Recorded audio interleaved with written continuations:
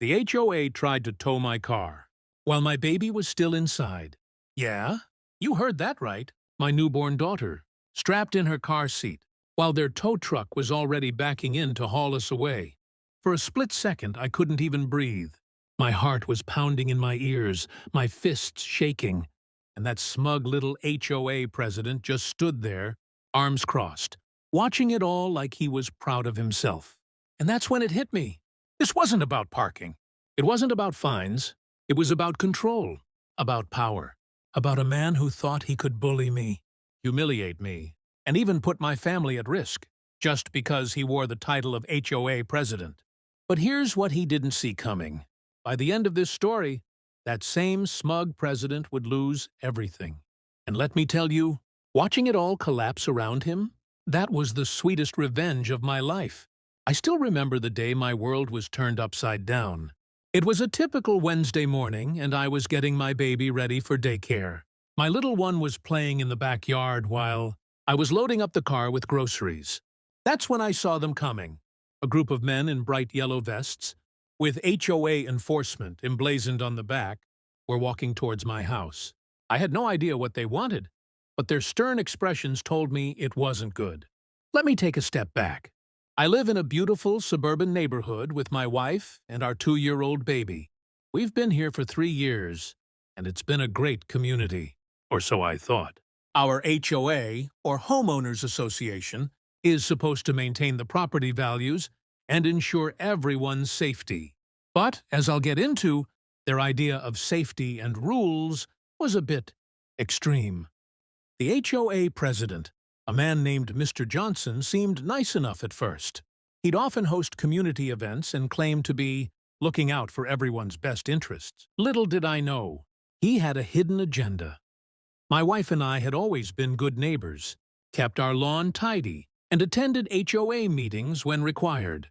But for some reason, Mr. Johnson took a dislike to us. Maybe it was because we questioned some of the HOA's rules, or maybe it was just personal. Whatever the reason, he made it his mission to make our lives miserable. It started with small things. They'd send us letters about our grass being an inch too long or our trash cans being out one day too late. Oh, the horror! But we tried to brush it off, thinking it was just bureaucratic nonsense. Then things escalated. They began to harass us about our home's exterior, claiming we needed to replace our windows and repaint the facade. We'd already done all of this with the previous owner's approval, but Mr. Johnson insisted we do it again. The cost? Over $10,000. My wife and I were at our wits' end. We'd had enough of their bullying. That's when I started to research our rights as homeowners and the HOA's bylaws. I discovered that they were overstepping their bounds left and right. I have to admit, I wasn't sure what to do next. But I knew I couldn't let them push us around. I started documenting everything: emails, letters, phone calls. I built a case against the HOA, and it was getting bigger by the day.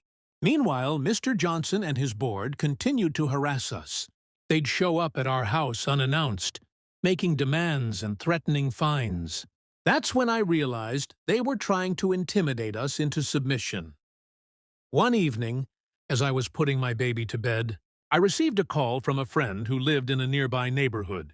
He told me that he'd heard rumors about the HOA's plans to tow my car while my baby was inside. That was the final straw. I rushed outside to see if it was true. And, sure enough, there they were.